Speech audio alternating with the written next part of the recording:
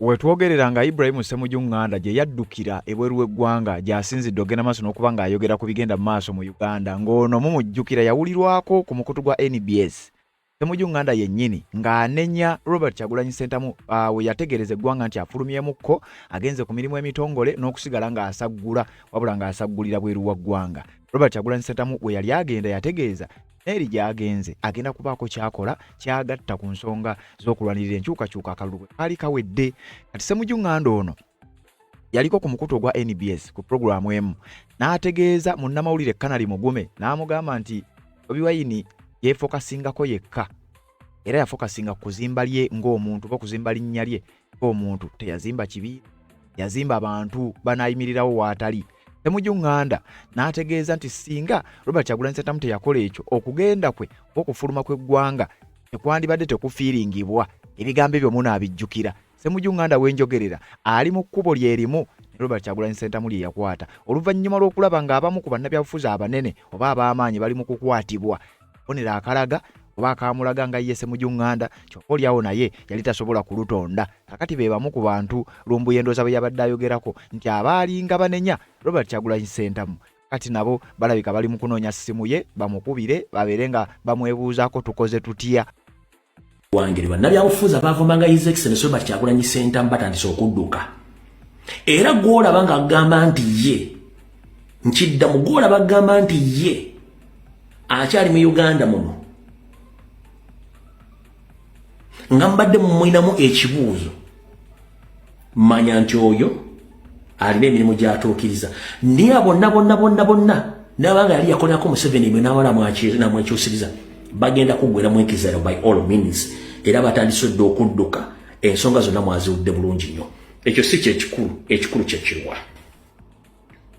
Ssemujju Nganda bwe yavuddeyo n'ategeeza nti tali mu ggwanga bibadde nga byogerebwa omulundi guno yagenze maaso n'okuba ng'akonfaaminga ye yennyini oluvannyuma lw'ebyo byagenda maaso n'okuba ng'alaba newankubadde kyekyo nakugambye mu vidiyo gye nakoze olunaku lwajjo newankubadde abamu ku ba political prisoners Ini Machete Bakalanzi n'abalala nti baateereddwa naye ate nga bangi bakyali mabega wa mitayimbwa n'ebigambo ebya Sam Mugumya byayongedde ogenda maaso n'okuba nga bireeta obunkenke. Kati Ssemujju Nganda yategeera oba yamanya nti ekitegeeza essaawa yonna nange nandiba nga nze.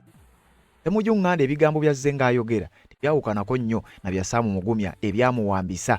Ssemujju Nganda azze ng'akwatibwa emirundi egy'enjawulo nga bw'ateebwa wabula ku mulundi guno alabika abadde tali kushuwa ddiiru nti bwe banaamukwata banaamuta. Bwe yalaba munywanyi we Dr. Kizza Besigye nga bamuyisiza mu mbeera y'emu n'alaba munywanyi we Erias Lukwago nga bamuyisiza mu mbeera y'emu n'atunulira Robert Kyagulanyi Ssentamu ng'adduse kubanga afulumya eggwanga. Ssemujju Nganda y'omu ku bannabyabufuzi abasooka okuvaayo ne bategeeza nga okuvaawo kwa Robert Kyagulanyi Ssentamu bwe kutandise okuba nga kwegamba bannayuganda bakufiiringa lwa nsonga Bobi Wine teyakola kimala kuzimba liga kwegamba kuzimba ttiimu oba kuzimba ina yefokasingako nga ye. Byali bigambo bya Ssemujju Nganda kati bwe twogerera naye tali mu ggwanga. Ssemujju Nganda ng'oggyeko eky'obutabeera mu ggwanga kigambibwa nti n'amaka ge bibadde nga bya nvuuvuumo nti ggwanga yagateeka katale waliwo abaagala okugagula. Ssemujju Nganda avuddeyo n'atangaaza wabadde ayogera ku bintu bino wabula akatambi konna ngenda kakuwa mu bujjuvu bwako wano waayogeredde ne ku byenju ya Robert Kyagulanyi Ssentamu. Ssemujju Nganda yavaayo n'ategeeza yenkugambye mukadde kano ba mu katambi kano yavuddeyo n'agamba nti mulaba ne muganda wange Bobi Wine amaka ge yagazimba agaagala era yagazimba kugabeeramu olwo olulimi lukyuse naye tagabeeramu kitegeeza tegayina mugaso ku maka. Ssemujju Nganda agambye amaka si kyekikulu tegabanga amaka ga Ssemujju Nganda yagatunda obanga yagateeka ku ttale nga bwe byogerebwa. Muganda wange Kyagulanyi amaka ge yagalekawo naye yagazimba akaagala okugasula mu katale mu Amerika. Ate naabo abalina obuyinza n'amaanyi nabo kinoomu bagenda banoonya amaka ewalala. Bwe tikyakwewuunyisa nti muwala wa Sam Kuteesa abagagga abalina obuyinza Shatsi Kuteesa nti ate naye yagenda mu Amerika anoonyeyo obutuuze naye ng'ate mulamu we Muhoozi Kainerugaba yalina obuyinza yeerabanga na malayika yagaba obulamu n'okufa naye mulamu we yaddukira mu Amerika. Adoniya yeebale bakamulonda okubeera minisita w'ensonga ez'ebweru naye obutuuze alina bwa mu Amerika. Dr. Muganga alina bwa Canada. Vice Chairman w'NRM okuva Teso alina bwa Amerika. Si ffeffe kabagenda okukomawo okutandika okubeerako ebweru naabo bennyini abasazeewo okwonoona ensi ya Uganda nabo bajja kudduka tulyesanga nga mu nnyonyi nga buli omu agenze kunoonya obutuuze walala. N'olwekyo njagala kubakubiriza bannayuganda obutassa mukono nga tulwanirira ensi yaffe. Nange mu ngeri yonna gye nsobola yonna gye n'abandi oba n'abankomyewo oba n'abeera ku muliraano kye nsobola okukola nja kikola okulaba nga Uganda etereera. Bino ebirala Katonda ajja tusaasira mwebale nnyo okumpuliriza.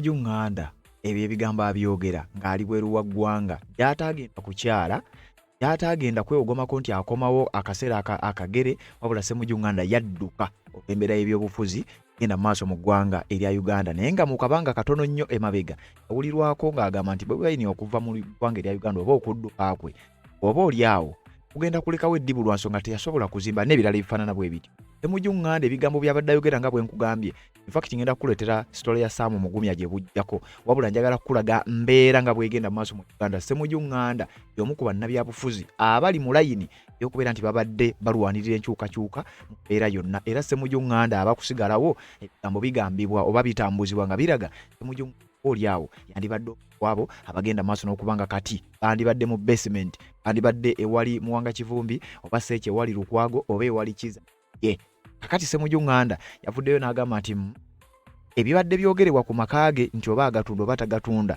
yavuddeyo n'agenda maaso n'okubanga ate akinnyonnyola. Exiled opposition politician Ibrahim Ssemujju has opened up reports that he's selling his Bukasa home to permanently leave Uganda. Ibrahim Ssemujju yavuddeyo n'agenda maaso n'okubanga annyonnyola era n'atangaaza oba na breaking a silence ku makaaga agoogerebwako ebigambo ebibadde bitambuzibwa aga gasangira Bukasa gagenda maaso n'okubanga gateekebwa katale. Ssemujju avuddeyo n'abyogerako abyogeddeko ki ngenda kuwa akatambi mu bujjuvu era ng'okategeera bulungi nnyo naye ng'embeera egenda mu maaso mu Uganda etandise okutiisa kumpi buli omu teweerabira. Ekitongole ky'amawanga amagatte ekivunaanyizibwa ku ddembe ly'obuntu kyavuddeyo ne kivumirira ebintu nga bino ebiviirako abantu nga bano okugenda maaso n'okubanga badduka. Ebitongole ebyenjawulo nga Amnesty International byavaayo dda ne byogera bannayuganda abali ebweru w'eggwanga kigambibwa okuba naddala abo bannabyabufuzi figures ennene abakulembeddwamu Robert Kyagulanyi Ssentamu kati Ssemujju abeegasseeko jjukira waddukirayo dda ne Kakwenza n'abantu abalala abafaanana bwe batyo kigambibwa okuba nti gye banaakoma okweyongera era kandi baakabonero akatali kalungi abakulu abali mu buyinza kati Ssemujju yeegasse ku Robert Kyagulanyi Ssentamu biri nga tubita bali yali amuteminga bulabula bali kitwale nti amwegasseeko era bano basiiga ekifaananyi kiki ekigenda maaso mu ggwanga erya Uganda n'embeera abantu gye bagenda maaso n'okubanga bayisibwamu ekitaba kirungi nnyo era nga gano tegaba mawulire malungi abakulu awo yonna onaawulira. Yasiini Ssekitooleko abangi gwe mumanyi nga Machete yavuddeyo mu kkomera nga bwe mwakitegedde. In fact ngenda kuwa akatambi wano yabadde ku mukutu gwa NTV n'akola sitoole oba n'annyonnyola tetwamanya nkwata gye baamukwata. Machete ffenna abasinga obungi tuwawulira buwulizi nti omu ku ba political prisoners abali mabega w'emitayimbwa twamanya ngeri gye baamukwata kati ebintu ng'ebyo yaddusizza oba bye byaddusa Ibrahim Ssemujju n'abamu ku bannabyabufuzi abali mu kusiiga ekifaananyi mu ggwanga erya Uganda si kya bulijjo era njagala okutegeeza kinajja eri abakulu abali mu buyinza kubanga era tekijja kuba kya bulijjo kubanga essaawa yonna bano gye bali mu kusaggula ate nga n'ekifaananyi ekyokuba nti badduse kyo kyennyini kirina asigino gye kisindika kye bayita international community ogenda kubiwulira ojja kutya. Nsonga z'obufumbo olina omwami naye ng'akutawaanya olina omukyala ng'akutawaanya bajja ne bakwagalako ne bagenda gwe alina ebizibu mu byenfuna nga ssente zikuyita mu ngalo w'oteeka ssente zifa bufi b'owola tebazza gwe aloota ng'ogwa mu nnyanja gwe alumizibwa omutwe nga guganye okuwona naawe aloota ng'ebintu bikozesa ensonga z'obufumbo nina ekifo ku mugga awali amayinja wennyambululirako ebisiraani ekikwa ekifiiriza omudibo obutaganja obutaweebwa nzijanjaba abantu ab'enzikiriza zonna nsiŋŋaanibwa njeru ku lw'ejjinja gwanjagala kuba ku nnamba yange eyo naawe aliye wale nnyo yita ku WhatsApp. Yes, webale kubanga okyagoberera yonna gy'osinzira okubanga gy'otu naba kubanga osabga kirira wansi awo olaba ekigambo kwata kadeka notification tubeere nga tutambula ffenna ku nsonga ez'aba political prisoners ku nsonga z'aba political prisoners wamu n'abo abadduka oba abafuluma eggwanga erya Uganda ku ngeri y'ebyobufuzi eri mu ggwanga erya Uganda n'essigino gye basindika kye tuyita international community okufuluma kw'abano kuba kulina ekifaananyi kye basiiga kyokka ng'ate waliwo kwegamba abasigadde abali mabega w'emitayimbwa nabano abafulumye abasiiga ekifaananyi kyekimu eri international jjukira gye buvuddeko twakusomedde ebiwandiiko eby'enjawulo okusinziira ku mikago egy'enjawulo n'ebitongole by'enjawulo nga bonna bavumirira olobera bigenda maaso n'okuba nga bikolebwa mu ggwanga erya Uganda. Twagala tutambuliremu ogende maaso n'okuba nga obitegeera. Ngenda kwongera akatambi mu full swing akaya siini Sekitoleko Machete yageze maaso n'okuba nga nnyonnyola biki ebyamuyisibwamu yali ali mu kkomera Luzira ng'agenda maaso n'okuba nga asaavinga obusibe ku misango gy'agamba nti teyagizza nga bwe bigenda maaso n'okuba nga biba. Naye njagala tutandike n'emboozi ya Ibrahim Ssemujju. Ssemujju Nganda ono asinakuwa katambi mu bujjuvu. Ssemujju Nganda mu bigambo bye ng'alinga eyakakitegeera nti Bannayuganda baafuuka abaddu era bwe yakyogedde yakizudde baafuuka abaddu mu nsi yaffe.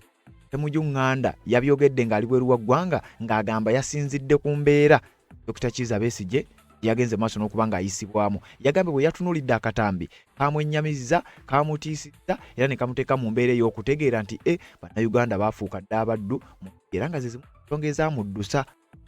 Tunulidde ebifaananyi bya Dr. Kizza Besigye mu kooti nga agweyo obulamu buggwawo.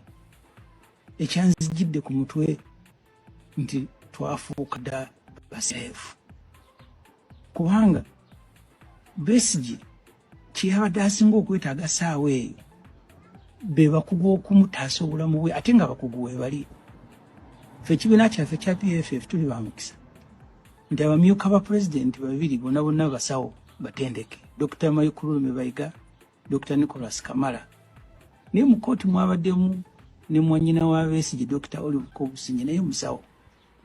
Bonna ne balaajana babakkirize basobole okutaasa Besigye naye Baguma n'agaana.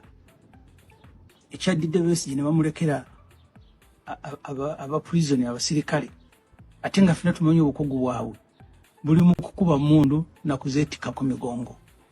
Era wabalabye nga bonna bonna balwana batumya ambulensi gye baleese enkadde Kamala neeteeka mu Besigye ne bamuddusa ne bamutwala e Luzira olw'amaze ne bamutwala e Mulago. Besigye kyeyadde yeetaaga saawa eyo okutaasa bulamu bwe. Oyo Besigye oyo ye yajjanjaba Museveni nga Museveni yeetaaga obujjanjabi nga bali mu luweero balwana. Naye ye bwe yabwetaaze Museveni yamuwadde bakuuma mmundu ne bamuwalabula omubiri gwe nga balinganga abawalabula kapi y'okusuula ku nsiko. Kati ali bwe njogera naawe essaawa zino Besigye ali mu ICU e Mulago alwanira bulamu bwe. Ssemujju Nganda ebigambo byayogera oba nga bwe yabyogera nga tannaba kubanga afuluma eggwanga erya Uganda. Ebibuuzo bikyaliwo Ssemujju Nganda, nsonga ki eyandibadde emukwatisa era nsonga ki eyandibadde emuteekesa emabega w'emitayi. Wabula ate kino ne kiddayo okusinziira ku reports ezitambula tulaga nti abantu nga bano y'amazima bagenda mu maaso n'okuba nga ate buli muntu yenna nga bw'owulidde akatambi kenkuwadde Bedumbu yannyonnyola abantu abasinga obungi abasigadde mu ggwanga erya Uganda nga tebannadduka bannabasiba bandiba nga bakyayina baggusa. Kati Ibrahim Ssemujju Nganda yeegasse ku bannabyabufuzi abadduse mu ggwanga erya Uganda abasigaddewo abamu ne basibwa. Bino ebibuuzo bikyali bingi nnyo ebikyagendera ddala mu maaso ku nsonga eno. Era njagala okutegeeza gwampuliriza okudduka kwa Ssemujju Nganda kwongedde okusiiga sigino oba okusindika sigino international community. Robert Kyagulanyi Ssentamu ali bweru wa ggwanga, Ssemujju Nganda ali bweru wa ggwanga, Besigye ali mu kkomera, Lukwago ali mu kkomera, Muwanga Kivumbi ali mu kkomera. Kati bano ba political prisoners abateereddwa nakugambye nti nabo kabonero kubanga n'emisango gyennyini y'amazima egyabasibya balyoke babate gambe okuba nti gikyabuusikwa. Ssemujju Nganda teyakomyawo. Mu katambi ke kamu yayogedde era ebigambo ebitaawukana nnyo na byazze ng'ayogera ng'akalakata gavumenti ya General Kaguta Museveni okukwata General Muhoozi Kainerugaba mutabani we n'amufuula CDF, okukwata Salimu Sale n'amufuula kyamufu, okukwata Lwaboogo mukoddomi w'embuga n'abeera nga yatunda mbu ebintu ebweru. Simanyi bintu ki nga muzze muwulira erinnya lya Lwaboogo nsonga ezifaanana bwe zityo. Mbu Lwaboogo yatunda ebintu ebweru. Buli omu mu famire eya General Kaguta Museveni alina obuvunaanyizibwa. Lwaboogo bintu ki byatunda ebweru? Mwami Museveni yalonda mutabani we okulira amagye ga Uganda si yaffe. Ssemujju Nganda gambe twafuuka basiravuzi mu yaffe. Asinzidde bweru wa ggwanga mu nsi etannakakasibwa gy'ali yaddukira gy'agenda maaso n'okuba ng'ayogerera bino. Kati wano zimu ku nsonga ezibadde zitambula alina amaka mu kitundu ekimanyiddwa nga Bukasa era wabaddewo ebigambibwa nti olw'okuba nti okumanya ono yadduka n'ebibye byateekebwa kale genda maaso n'okuba nga abituuka. Waliwo ekiwandiiko ekyafulumye wano. Exiled opposition politician Ibrahim Ssemujju Nganda has opened up reports that he is selling his Bokassa home to permanently leave Uganda. Ssemujju Nganda wabaddewo envuuvuumo era wali omukka tewabula muli. Ate allegations zino n'ebituufu bwe bityo bitandika. Ssemujju Nganda nti amakaage agasangibwa e Bokassa kyagatundira ddala era abeere ng'afulumira ddala Uganda permanently nga talidda yakondowooza oba oliawo obukulembeze bugenze maaso n'okuba nga bukyuka. Wuliriza. The former Kira municipality legislator shrugged off the concerns, stating that the country's worsening political situation is far more important than speculation about his property. Ssemujju Nganda abadde akiikira abantu ba Kira municipality. Omu ku basajja abadde basinga okukalakata gavumenti ya General Kaguta Museveni saababadde kati kubanga akyali mulamu. Ssemujju Nganda nga yadduka era nga ali bweru wa ggwanga yayogedde ku nsonga ezo era ez'ennyumba eyogerwako okubeera nti etundibwa esangibwa e Bokassa. Speaking in a video message from exile, the People's Front for Freedom Secretary General said he was pained by what he described as a deteriorating human rights situation in the country. Ssemujju Nganda nga ali mu exile mu ggwanga lyenkugambye litannaba kubanga likakasibwa. Ngono Secretary General w'ekibiina ekipya ekya PFF ekya Dr. Kizza Besigye ali mu kkomera. Tamu Mugumya bwe mwalabye kyono Secretary General waakyo agambibwa okuba nti ye okusinziira ku ye ekyamuddusa mu Uganda era ya banne bannabyabufuzi banne gye balimu. Kati newankubadde nti Ssemujju Nganda kale sooka n'alabikamuko ng'alinga abuleminga alinga ayagala okwogerera Robert Kyagulanyi Ssentamu okudduka mu Uganda n'ebirala nga bwe mbikugambye. Nganda alabika yamanya oba yasense yandibanga yaddako ku layini. Kakati gwe yali agamba oba gwe yali asawundinga ng'anenya okudduka mu Uganda kati n'abeera ng'ate amuwerekedde amugoberedde era nkakasa katambi kali kenkuwadde akalumbuye Ssemujju Nganda ateeka okuba nga yeetaaga amagezi agagatte ne Robert Kyagulanyi Ssentamu ekiddako. Wuliriza. He cited the recent collapse of Dr. Kizza Besigye in court, the reported poor health of former Kampala Road Mayor Erias Lukwago, the emergence of a video appearing to show detained opposition activist Sam Mugumya in a frail condition, and the disappearance and the subsequent reappearance of former Butambala MP Muhammad Muwanga Kivumbi after 9 days. Ono Ssemujju Nganda muzimu ku nsonga ze yakulembeza. Ensonga za Sam Mugumya akatambike mwalabye tasobola n'okutambula. Fakiti ebigambo bino ngenda bikwongera. Ke katambike mwalaba akafuluma nga Dr. Kizza Besigye mu kkooti afeintinga nga bwe twogerera ali mu IC. Emboozi ya Muwanga Kivumbi eyakwatibwa n'awambibwa n'amala emyezi 16 n'aweebwa bail olwamuwa bail n'essaawa 2 munyazaali tezinnawera ne baddamu ne bamulyawo. Muwanga Kivumbi kati Ssemujju Nganda agamba nti bino bwe yabitunuulira yasensinga n'amanya ekiddako then nakkiriza olyawo Robert Kyagulanyi Ssentamu yali musajja mugezi musajja mutuufu kyeyazzaako okukola oba olyawo olaba bakwata bano ne babateeka mu eyo embeera Robert Kyagulanyi Ssentamu wandibadde gutya era olowooza kyandibadde ki yandibadde kiddako mu bulamu bwe sika abasajja bano baba bamukutteko. Ssemujju Nganda said he was surprised that amid such developments some people were more concerned about claims that he had put his home sale. Mukatambi yagambye yeewuunyizza nnyo n'okulaba abantu nga batandise okugamba nyumba ye yagitadde. Ssemujju Nganda agamba this is where we are as a nation, nti wano we tuli ng'eggwanga, and yet while I still struggle with this pain, nti nga newankubadde nakati nkya strugglinga n'obulumi buno, someone calls me to ask if it is true that I am selling my house to permanently leave the country. Omuntu omu yamukubidde n'amugamba ndooza yabadde muguzi, n'amugamba ennyumba y'ogitunda ayagala kuddukira ddala mu ggwanga erya Uganda, as if a home is more important than the lives of the people who are in prison. Nti amulinga abagamba ennyumba ya mugaso nnyo okusinga obulamu bw'abantu abali mu makomera. Ssemujju Nganda yabadde bigambo bye. Ssemujju Nganda however clarified that his house is currently on the market. Ennyumba ya Ssemujju Nganda eri ku katale. Ayagala kudduka mu ggwanga lya Uganda permanently. Tagenda kudda embeera nga bwegenda maaso. Ssemujju however uliriza. Okay. if it pleases anyone, I'm not actually selling my house, but that is not important because I am not sleeping in it right now.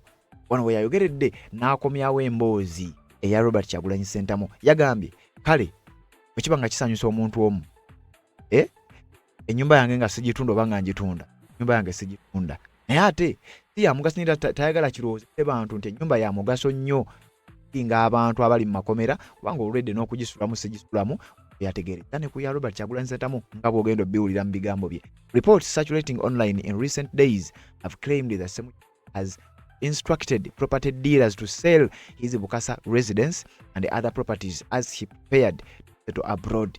Okusinza ku reports ezicirculating ezitambula, Ssemujju Nganda ono gw'olaba amaka ge agasangibwa e Bukasa yagateeka dda mu babbulooka n'abategeeza nti mugifunde sente nkafune kanyambeko eno ebweru gye naddukira kubanga olwedde n'ennyumba sigisu. Naye ate bannayuganda mu bagambe eyo si ye mukifaako nnyo ekyo. The reports, largely originating from online publications citing anonymous sources, also claimed that Ssemujju was selling a commercial building in Bweyogerere that he previously acquired from the family of former CBS radio presenter Tamale Konde, who relocated to the United States. Ayina amaka Ssemujju Nganda mbu ge yagula saidi ze Bweyogerere agagula ku eyali munnamawulire wa CBS mumujjukira Tamale Konde eyagenda mu ggwanga lya Amerika agenda agaguza Ssemujju Nganda ku maka ayinza okuba atunda. Ssemujju noted that if it came to permanently leaving Uganda, he would not be the first, as many Ugandan politicians, including those currently in opposition and in government, have also lived or acquired citizenship abroad. Ssemujju Nganda agamba si y'anaaba asoose, bwe kinaaba kyetaagisizza kijja kuba, naye si y'anaaba asoose kubanga n'abo bali mu buyinza. Yawadde example ya Shatis Kuteesa ne ba Uganda abakungu abali mu gavumenti ng'ate balina obutuuze bw'amawanga amalala nga nabo balinga abadduka mu ggwanga n'ebigambo ebifaanana bwe bityo. Ogeddeko n'ategeeza sinja okuba nsoose. Running will not be our portion alone. My brother Robert Kyagulanyi Ssentamu also fled his home, guilty to stay in it, but he left and he is now in America. Ne muganda wange Robert Kyagulanyi Ssentamu nyumba yagizimba agyagala kugiramu, wabula kakati tagiriimu, tagisulamu, ebyobufuzi ebiri mu ggwanga, ali mu ggwanga lya America gy'alivinga, ensonga bwe zigenda maaso n'okubanga zitambula. You know that Shatis Kuteesa, the daughter of Sam Kuteesa, left and went to the US look for citizenship, and yet her brother-in-law Muhoozi Kainerugaba is all-powerful and deems himself a life-giving angel. Bonera akalaga nti bino ebintu mu ggwanga erya Uganda ndowooza abalimu babeera mu Uganda mutusaasire busaasizi. Ne Shatis Kuteesa mulamu wa General Muhoozi Kainerugaba nti naye yaddukira dda mu America n'asaba obutuuze, ate mulamu we yali mu kintu yawa obuyinza gamu n'okufa nga Ssemujju Nganda bwe yabyogedde kati yesi yajja okuba nga asoose. Adoniya Yeebale, the newly appointed minister, also has American citizenship. Dr. Muganga is Canadian citizen. Adoniya Yeebale mumumanyi yakalondebwa nga minisita w'ensonga z'ebweru w'eggwanga, ono naye alina obutuuze ewalala mu America. Dr. Muganga eyo owa Victoria University alina obutuuze bwa Canada, era mujjukira bye byamulemeseza okufuuka minisita. We are therefore not the first people to live outside the country. Iffe tusoose. Ne Robert Kyagulanyi Ssentamu n'abalala nga bakakweta batusoose. Iffe tusoose okugenda mu ekiza oli awo okutunda ennyumba nze njokuba. Ssemujju said those currently in power could one day also be forced to exile. N'abo bali mu buyinza yabalabudde nti nabo munnange bandiwali olumu ne mu exile. Even those who have decided to run our country, their time will come to run away. We shall meet them on flights playing someday. Agamba n'abo bali mu buyinza abatukijjanya abataddewo embeera eno yonna bwe tukola bino nabo olunaku olumu tujja kusesinkanako ku nnyonyi ttaka bwe kajja bo bali mu kudda, era olumu tujja kusesinkanako nabo nnyonyi tusheyalinga ennyonyi badduka naffe tukomawo essaawa yonna bano bajja kgenda maaso n'okuba nga bakifiga. Bigambo bya former Member of Parliament for Kira Municipality Ibrahim Ssemujju Nganda bibadde mu kiwandiiko kaakati mu bigambo ebyo byennyini ng'abyeyogerera biwulirize nzije twala te ku mboozi y'amacete Ssekitooleko Yasiini, kyokka nga kuzimu ku nsonga eziddusa bano abalala bakyagenda maaso n'okuba nga bakifuuwa bakizza munda. n'amateeka w'ekibiina kya National Unity Platform yayogedde sitoole ye olw'okubeera nti Munyankole ataawolereza Abaganda ogenda kutya. Wuliriza Ssemujju Nganda nzije nkwongereyo.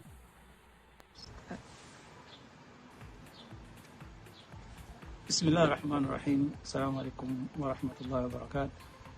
Mulamusiza mwenna mu linnya lya Mukama Katonda w'ekitiibwa. Njala mujjukire gye tuvudde okutuuka wano lwaleero we tuli. Mwami Museveni yalonda mutabani we okulira amagye ga Uganda. N'alonda muganda we Salim Musale nti yagaba obugagga mu Uganda. N'alonda mukoddomi waabwe Odrick Lwawo nti yakulira okutunda ebintu ebweru mu Uganda.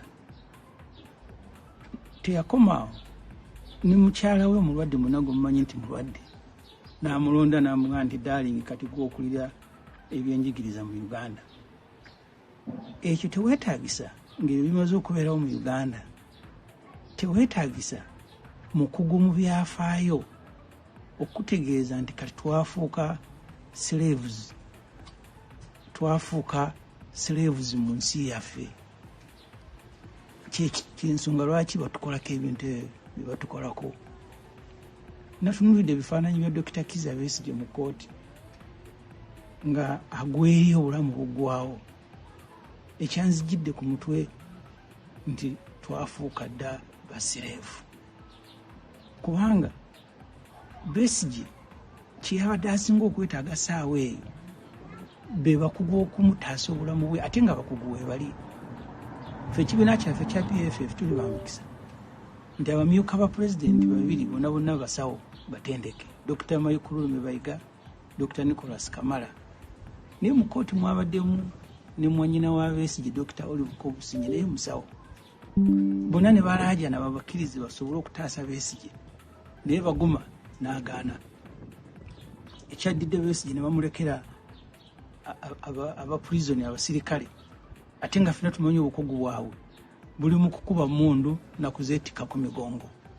Era wabalabye nga bonna bonna balwana batumya ambulance gye baleese enkadde Kamala neeteeka mu Besigye ne bamuddusa ne bamutwala e Luzira, olw'amaze ne bamutwala e Mulago. Besigye kyeyadde yeetaaga saawa eyo okutaasa bulamu bwe. Oyo Besigye oyo ye yajjanjaba Museveni nga Museveni yeetaaga obujjanjabi nga bali mu luweero balwana. Naye ye bwe yabwetaaze Museveni yamuwadde bakuuma mundu ne bamuwalabula omubiri gwe nga balinganga abawalabula kapa ey'okusuula mu nsiko. Kati ali bwenjogerera naawe essaawa zino Besigye ali mu ICU e Mulago alwanira bulamu bwe. Kakati obulamu bw'abantu okukaaba kwabwe n'okulaajana kwabwe fuuse nga kweyagala kwa Mwami Museveni ne famire ye. Muna mwalabye akatambi akalimu ebifaananyi ebya Sam Mugumya. Oyo yali muyambi wa Besigye. Baamukuba takyasobola na kuyimirira, akwata bugaali, omubiri gwaggwawo dda temukyali maanyi lwakuba Katonda akyagukumiddemu omwoyo. Namulabye bambi nga naye naalwana okutambuza omubiri gwe. Ebifaananyi muna mwali birabye. Muganda wange Erias Lukwago bagenda okumuwamba okuva ew'ewaka nga mulwadde nga bakimanyi ali mu kujjanjabibwa. Kati awezezza ennaku 45 ng'ali mu kkomera alaajana nti banaye munzikirize bagende banzijanjabe obulamu buggwawo. Omulamuzi Matuuvu yamugambye nti e Luzira tebannaba kutuwa bbaluwa eraga nti oli mulwadde, nga gy'oli nti Luzira lyafuuka ddwaliro, lulimu amanyi nti eryo kkomera. Lukwago abadde Mulago nga gavumenti yemututteyo abaamusiba.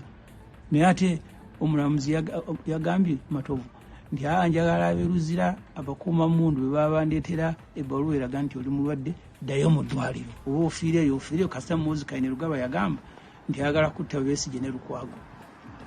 Muwanga Kivumbi oyo muganda wange twasinkana Makerere nga ffenna tuli baana bato tusoma mu 1995. Tusoma tufuna obukugu tusobole okweyimirizaawo n'okuyimirizaawo eggwanga lyaffe. Ennaku 19 ali eyo bamukubye emiggo. Yabadde alaga omutwe ogujjudde ebiwundu n'agamba nti abasajja bankuba omusaayi ne guyiika ate ne batandika okunzijanjaba. Kakati awo Uganda weetuuse. Kakati oba oli awo ng'okyalina obulumi obwo oli nakukubira essimu naga nti wayise mujju eno abantu bali mukuga nti otunda makaago wadduse nekibeera nga amaka nti kyekikulu mu bulamu bw'okusinga obulamu bw'abanno bonna abali mu makomera naye lukwaga amaka galina gali waka okiwe kiba kirina omuntu gwekisanyusa amakasi gatunda wegali naye si kyekikulu kubeera sigasuula mu ssaawa zino ate okudduka tekugenda kubeera kwafeefeka muganda wange Kyagulanyi amaka ge yagalekawo naye yagazimba akaagala okugasuulamu kati ali mu Amerika ate naabo abalina obuyinza n'amaanyi nabo kinoomu bagenda banoonya amaka ewalala gwe tikyakwewunyisa nti muwala wa Saamu Kuteesa abagagga abalina obuyinza Shatsi Kuteesa nti ate naye yagenda mu Amerika anoonyeeyo obutuuze naye ng'ate mulamu we Muhoozi Kainerugaba yalina obuyinza yeerabanga na malayika yagaba obulamu n'okufa naye mulamu we yaddukira mu Amerika Adoniya yeebale bakamulonda okubeera minisita w'ensonga ez'ebweru naye obutuuze alina bwa mu Amerika. Dr. Muganga alina bwa Canada, Vice Chairman w'NRM okuva Teso alina bwa Amerika. Si ffeffe kabagenda okukomawo okutandika okubeerako ebweru. Naabo bennyini abasazeewo okwonoona ensi ya Uganda nabo bajja kudduka tulyesanga nga mu nnyonyi nga buli omu agenze kunoonya butuuze walala. N'olwekyo njagala kubakubiriza bannayuganda obutassa mukono nga tulwanirira ensi yaffe. Nange mu ngeri yonna gye nsobola yonna gye n'abandi oba n'abankomyewo oba n'abeera ku muliraano kye nsobola okukola nja kikola okulaba nga Uganda etereera. Bino ebirala Katonda ajja tusaasira mwebale nnyo okumpuliriza. Ibrahim Ssemujju Nganda ebigambo byonna nga bw'abadde abyogera era byonna nga bw'obiwudde kwe ngenda okugattira ebigambo by'omu ku bannamateeka ine kya National Unity Platform nga bano ebbanga lyonna in fact ono omusajja gwe ngenda okuwa y'omu ku babadde bakola kaweefube okulaba nga ba political prisoners bafuluma. Era ono yannyonnyodde ebibeera eyo mu buwambi gye baba batutte ebimu nga bizze birabwako ebimu nga bizze biwulirwa. Robert Kyagulanyi Ssentamu kinajjukirwa bwe yali yakamala okuba nga akalulu kaggwa n'agenda maaso n'okuba nga yeekweka abantu bano ng'ababuzeeko mukyala we Babula Itungo Kyagulanyi agenda maaso n'okuba nga atulugunyizibwa byonna ebyamukolebwako era bwe yali annyonnyola mu bigambo bye yayogera nti baamutulugunyanga bamugamba gwe owaffe obeera otya nga wafumbirwa omusajja Omuganda. Njagala owulirize bulungi. Ibrahim Ssemujju Nganda musajja Muganda, Erias Lukwago musajja Muganda, Mwanga Kivumbi musajja Muganda, Robert Kyagulanyi Ssentamu bw'atyo. Kati mukyala wa Robert Kyagulanyi Ssentamu ye Babula Itungo omukumutulugunya baamubuuza ng'ofumbirwa otya omusajja Omuganda. Kati omu ku bannamateeka b'ekibiina kya NUP ababuuza in fact yawambibwako bayakwatibwako mbu baamutulugunyanga bamubuuza obeera otya munnamateeka mu bantu b'oli presenting mulimu Abaganda n'ensonga teweewuunya ng'omuntu adduse mu Uganda singa abanga tasibiddwa. Wuliriza bino nzije nkuwa emboozi y'amacete. The Constitution, Chapter 4, provided for the rights of Ugandans. And one of the reasons I believe took the president and his team to the bush back then in 1980s was because the violations were too many. People were being abducted, people went missing, people did what? It's so unfortunate that he betrayed the Constitution before anyone else. Because of late, it is hard normal for me to wake up, go to work, and expect to be home. Like anything can happen in between. So you find even yourself, you can fear on what you are doing.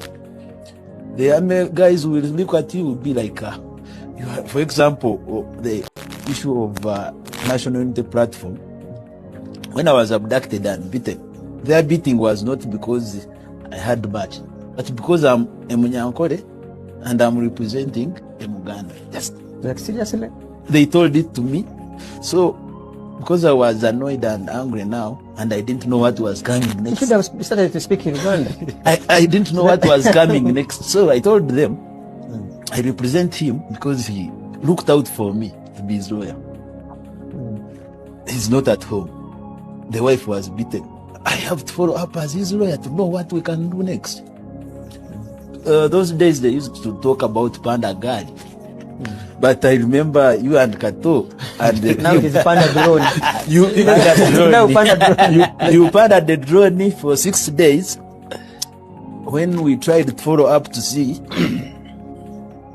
the officers told us openly that no, for you are human rights, but for us we are human left. Of course, by then we are in the cell, so we are engaging, telling us, why can't you tell these young men to relax and... So, this is a time now, it is hard for a person like Norman to be abducted. Yes, you are lucky they take you to court, but it is hard for you to get bail. Wouldn't you behave the same way in the event that you were a judge and serving your best friend? Maybe Arnold is president and like, you see what the president wishes, so be. What do you think causes this? I think we have had cadres, just NRM cadres being appointed into those offices, because as a judicial officer, you take an oath, and that oath doesn't need you to know no man or cattle. No. Do you think they're operating under fear? Now they are even operating just shamelessly because it is not fear. Not even fear. Because doctor says 2 of my lawyers have been, 1 is in prison. They are threatening even the ones that, because when we last went there, we were about 10 lawyers, and our issues were like, my lord, we are not sure whether we can make it out of court and we come to court. So here, application, and at least give us some safeguards. I mean, I don't know whether those judges, like the justice, I don't want to talk about his name, when they reach home, do they eat? Do they greet their kids like us? It is hard. So now, I think God is just keeping us, but the nature of violations of rights have gone even beyond the people they think are against them, because some of them of late they tell me, opposition, but no one has ever seen me even contest for an LC. I just got caught because I studied, only that. So there is no human rights of late. There is no safety that is guaranteed to the citizens of Uganda. And now the unfortunate bit is that the president wakes up and goes on TV. He charges you, he prosecutes you, and he convicts you. Because from the statement he said, now what do you expect Baguma will do? So he has even deliberately done more than he should have thought of in terms of disrespecting the constitution and the human rights. Oba owulidde bulungi ebigambo bya munnamateeka oyo y'omu ku bannamateeka ababadde bawolereza n'okuyirawo omubiri abannakibiina ekya National Unity Platform abadde ategeeza eddembe ly'omuntu engeri erinnyirirwa ssemateeka engeri gy'atagobererwa enfuga ey'amateeka engeri gy'etaliiwo wano kyokka nga bye bigambo bye bimu bye wawulidde mu ripooti oba mu biwandiiko ebyafulumye bye twasobodde okusomerako gye buvuddeko nakuwadde ekiwandiiko eba ebbaluwa eyawandiikiddwa civil society organizations zonna ne ziteekako omukono eziri mu 400 in fact mu 246 nga bawandiikira international community omuli ekitongole ky'amawanga amagatte omuli omukago gwa Bulaaya European Union n'emikago emirala ne individual countries eggwanga lya United Kingdom, eggwanga lya America, Bufalansa n'amawanga amalala agateekesa mu nkola agamu ku mateeka gali international oba agatera okuteeka ku nninga abakulembeze baagamu ku mawanga gano bagenda maaso n'okubanga bakola bino. Kakati ebigambo byayogedde bigenda mu maaso n'okugobererwa ebigambo by'abamu ku bano abagenze nga basibwa. Yasini Machete oba Yasini Sekitoleko ebigambo bye yannyonnyodde jjukira ffenna tubadde tumanyi ya Machete prisoner naye nga tetumanyi Machete baamukwata batya, emboozi eno Machete yagyogedde era nannyonnyola ebintu nga bwe byatambula ng'agenda maaso n'okuba ng'awambibwa. Enjala yannuma n'embeera nga olususu lwange lujjudde enkanyanya ng'olw'omuntu w'emyaka 7. Kati ng'oggyeko ku sitole y'okumukwata ne sitole y'ekkomera nga bwe yayisibwa mu kkomera n'embeera gye baamuteekamu n'ebigambo ebirala byonna ebifaanana bwe bityo. Yasini Machete ebigambo byayogera mu mboozi eno bye njagala owulire obulungi ennyo bino bikkaatiriza ekyabadde mu ripooti ez'enjawulo, bikkaatiriza ebigambo Ssemujju Nganda byayogera ate byonna bwe tubizinga Robert Kyagulanyi Ssentamu ebbanga lyonna kano kabonero akalaga nti abaddenga mutuufu okukola byakola, okwogera byayogera, oba olyawo n'okufuluma mukko ave mu ggwanga erya Uganda. Wuliriza Machete nze ngenda kulaga ekiddako. Enjala yannuma nga mpunya ng'omufu. Enjala yannuma ku haiti yange gye nnina n'obwa kyampu bwe nali neeyita nga nzitowa kilo 37. Bampimira mu kino kibaaga kye batuuzamu babebi nga babagema. Ate nga nsobola okwewanirira buno bujoyinti bwonna nga kati emboozi y'amacete ejjikuwa mu bujjuvu bwayo agenda kuzzayo emabega. Baamukwata baamusangawa, baamusanga akola ki? Yanyumizza emboozi newankubadde nga abamu balina engeri gye baagidifayinizeemu ng'emboozi y'amacete ekaabya amaziga yeeraliikiriza, wabula ekisinga obukulu izi obuli mugenda maaso n'okuba nga bugattibwa obwo obugambibwa okuba nti bubaddeyo naddala mu international community n'ebitongole ebyenjawulo ebibadde ne sitoole eno oba ebibadde nga bivumirira ebikolobero nga bino ebigenda mu maaso mu ggwanga erya Uganda. Kati njagala alukuviire ku ntono. Yabadde interview mukutu gwa NTV nga bw'omanyi NTV nti yakomyewo era egenda maaso n'okukakkalabya emirimu ate nga bino byekola yagala okwefaanaanyiriza ebyagiggaza. Kakati yawadde Machete Air n'agenda maaso n'okunnyonnyola engeri gye baamukwata bye baamuyisaamu. Bye njagala naawe owulire nga bino oba oli awo abantu nga Ssemujju Nganda n'abalala ku bye badduse. banjija mu nnyumba kyali kiro nali ndaba TV nali ndaba ka sinema ngenda owulira ku nnyumba buli wamu nga boogera Luswahili lwokka weefungua mulango kati musajja wo Luswahili nali sirulina naye nga ninamu akantu kamu we nani awo abagamba we nani ne batandika olujja odduka engatto pupupu ne mbagamba nange sizi fire amusalende ne mbagamba mpanise ne bampanu ne banjijayo mu nyumba ne banneebasa wansi. Nze nakwatibwa nga bwenda ebintu by'omu firimu kuba banneebasa wansi ne banteeka n'emikono emabega. Kakananga bagambya be nali nabo mu nyumba mulete engato zoono ndi mu drone bankuba mu drone nensaba essaala yange esembayo ne ngamba ya Allah. Atubuulidde nti yagwa mu mikono gy'ababyakwerinda abamutulugunya ebitagambika. Baganda bange abali gwempalana ne gwenjagala nsaba Katonda ffenna tujje mu bulamu bw'ensi eno nga totuuseeko mu wansi mu basement za Jati. Oba oli kyali wange oba oli mulabe wange nsaba Katonda akujje mu nsi nga totuuse mu basement ya Jati. Agamba nti eno gye yakitegeerera nti ebyali mu kuziika Fred Senteza omu ku baali abakumi ba Robert Kyagulanyi Ssentamu bye byamuviirako okukwatibwa. Twali mu kuziika Senteza Frank Honorable Kyagulanyi Ssentamu nange saaliko ku pulogulaamu ye kuba teri amukolera pulogulaamu. Nalabirawo ng'ayise baba Eddie nga mbuuza Machete aliwa mugamba sa nangamba gwe jangu ombeere wano kati bankuba embooko z'okumbuuza lwaki mu bafuutu soja bonna abaali ku olwo e Masaka lwaki yagamba Machete jangu ombeere wano. Ekyo bwe baakimala nangamba lwaki ku bantu bonna gwe yawadde emizindaalo ate nga Vice President yali amaze okwogera ne pastor nga amaze osaba lwaki yagamba gwe oba omwogerera ebye kati sooka otuddiremu ku byoba omwogerera gwe mwogezi we ne mbagamba nange omwogezi we ne UPA ye Joel Ssenyonyi sinze Machete waabwe.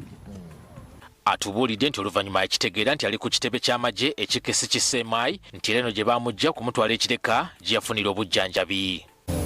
Kati we bakubanga ew'okusula osula ku steps agamadaala gwe goyitirako oyambuke gwe gosulako n'ate jjukira oliko akapingu ku mikono ne ku magulu bagakwata ne bagasibira ku kyuma so obulumi obwo osobola obutegeera. Era kyantwalira ebbanga nnyonyo n'okukola physicals ez'amaanyi nga nvudde mu basement eyo okulaba nga backbone at least ekola ki ekomawo. Nti okufuna ku buweerero yamala kwegatta ku banne bwe yasanga mu kkooti y'amagye e Makindye ng'eno gye yasanga n'omu ku banywanyi be Olivia Lutaaya. Ennaku z'omwezi nga 8 omwezi gw'omukaaga 2021 nensimbibwa mu General Court Marshal mu maaso g'omulamuzi General Andrew Guti. By then ye yaliwo Olivia Lutaya namulaba kwolwo mubuuza ate maama Jerry kyekyaba naŋŋamba nze baŋŋamba gwe wafadda ate naawe okyaliwo ne mugamba nkyaliwo. Abantu bonna nga bendaba ng'abantu sibategeera abasinga. Twasooka kutusomera misango nti twasangibwa n'ebyambalo ebyefaananyiza eby'amagye. Olw'okuba twali tukakasa bulungi nga n'engoye ze nalimu zaali zeeyogerera nga sibyambalangako. Ne tubagamba ne tukkiriza nti emisango tetukola ki tetugimanyi munnange gy'otuvunaana. Wabula embeera gye yasanga mu kkomera ekitalya gye bamusindika ne banne naye aginyumya agiddiŋŋana. Kitalya 221 Allah okwebaka kweri mwebaka mu kyaŋŋanyiko. Webaka otunudde eno maana atunula eno kati olina okumakinga sure nti gwe bwe webaka ebigere byo bibeera ate wano ku mumwa gwange. So tebifuba tebiteebagana bwe tutyo bwe twebaka bwe tutyo ne babapangaako. Kati 221 nga Allah bwakuleetera ekyetaago noyagala ogenda emanju atojja kuddawo badde wasuze kwanza. Nti ng'ebbanga litandise okutambula waliwo abamu ku bannaabwe abaayimbulwa ku kakalu kyokka bo abaasigalayo embeera ne baddugalirira bwe baggulwako omusango omulala ogwekuusa ku kugezaako okuvunika gavumenti. Tulekyale nga tewali yali akiwulidde bamala okituvunaana tuyita bakanso tubagamba tulekyale kyeki balutemeratemera obunene bwa tulekyale ng'ekibonezo ekisembayo kalabba. Awo abaali abangu ne balaama abaali abangu ne bagamba maama nze bwe mba sikomyewo omwana tomuwaba abagundi omuwaba abagundi. Akaseera ako kaaleka nnyiika ennyonyi. Ng'okwewuba mu kkooti kutambuliridde waliwo abamu ku bannaabwe abakkiriza emisango era ne basonyiyibwa wabula nga b'essuubi ly'abali mu mateeka okubawonya enkomyo. Kati nga bafunye amawulire ga kkooti ensukkulumu okujjungulula emirimu gya kkooti y'amagye bafuna akamwenyumwenyu wabula baakanda kulinda kufuluma kkomera nga buteerere. Kati nze oba kirabika nze saategeera oba luzungu naye mu ntegeera yange yagamba Machete n'abalala tebalina kubeera mu kakiiko k'amagye kuba si b'amagye. Nassaako akagambo akantanula ennyo baveeyo immediately kikolerewo. Kati nalinda mbagirawo ebeere mbagirawo wa. Nti era kino kye kyamwaliriza okulaga obutali bumativu mu ngeri y'okwerumya enjala. Enjala yannuma nembeera nga olususu lwange lujjudde enkanyanya ng'olw'omuntu w'emyaka 7. Enjala yannuma nga mpunya ng'omufu. Enjala yannuma ku hayiti yange gye nnina n'obwa kyampu bwe nali neeyita nga nzitowa kilo 37. Bampimira mu kino kibaaga kye batuuzamu babebi nga babagema. Ate nga nsobola okwewanirira buno bujoyinti bwonna nga bonna bukutuse. Embeera gimalamu ennaku ezisoba mu 10 wadde nga teyasobola kuvamu bibala. Agamba nti obuzadde nnyina bwe yamulaga bwe bwamuwaliriza okweyimiriza okwekalakaasa kuno okwali kujjiddemu okwekyawa mbu wakiri okufa naye ng'afulumya ekkomera. Yajja alina obusungu, yajja yeewuunya, yagenda otuuka ng'ate omuntu gwazze okulaba amulabawo. Olukati ndi muntu ssebo olaba ne saati njisiba n'ebeera nga yakukaka yansanga ntudde mu kaweru kyeya. Obudde obwo nali sirabanga ku maziga ga Mr. Kyagulanyi atandikirawo kukaaba amaziga. Ne mugamba Mr. President eno si nsobi yo, nsobi y'amateeka era sasazaamu anga swayike nti enemeredde. Nasazaamu anga swayike lwa maama wange. Twagadde okumanya engeri gye basobodde okumatizaamu omulamuzi okutuuka okubayimbula n'atubuulira nti oluvannyuma lw'ebbanga eriwera nga bannamateeka baabwe balemereddwa bawalirizibwa okufuna munnamateeka w'amagye yabaddukanya ensonga zaabwe. Twavuddeyo nga batuwadde ekisonyiwo. Machete atendereza obuvumu bwa maama we Aisha Kabanda atambudde kumpi buli wamu okulaba ng'omwana we asimatuka ekkomera. Agamba nti waviridde mu kkomera nga bingi ebikyuse okuli n'amaka ge okusasika nga n'omukyala gwe yali yakazaalamu omwana omu mu njogera ennyangu bamupaaza dda. Si kyangu okufuna omukyala nga mukwano gwe, naye nze nalina omukyala nga mukwano gwange, naye munnange emyaka 6 oyo gw'otaasozanga ku miggo nti wamuwangulamu amannyo w'amalibu olaba akyaliwo, saakugoba tabula kyakusuuza amaka. Kati ninga oba yavudde mu kyalo oba yavudde mu lubuto lwa mmange. Atubuulidde kyazzaako oluvannyuma lw'okusimatuka obusibe. Kati ogenda kulaba Machete eyekkaanya ensonga n'akola okusalawo okw'ensonga. Ensonga z'obufumbo olina omwami naye ng'akutawaanya, olina omukyala ng'akutawaanya, bajja ne bakwagalako ne bagenda. Gwe alina ebizibu mu byenfuna nga ssente zikuyita mu ngalo, w'oteeka ssente zifa bufi b'owola tebazza. Gwe aloota ng'ogwa mu nnyanja, gwe alumizibwa omutwe nga guganja okuwona, naawe aloota ng'ebintu bikozesa ensonga z'obufumbo. Nina ekifo ku mugga awali amayinja wennyambululirako ebisiraani, ekikwa, ekifiiriza, omudibo, obutaganja, obutawiibwa. Nzijanjaba abantu ab'enzikiriza zonna, nsiŋŋaanibwa njeru ku lw'ejjinja. Gwanjagala kuba ku nnamba yange eyo, naawe ali ewala ennyo yita ku WhatsApp.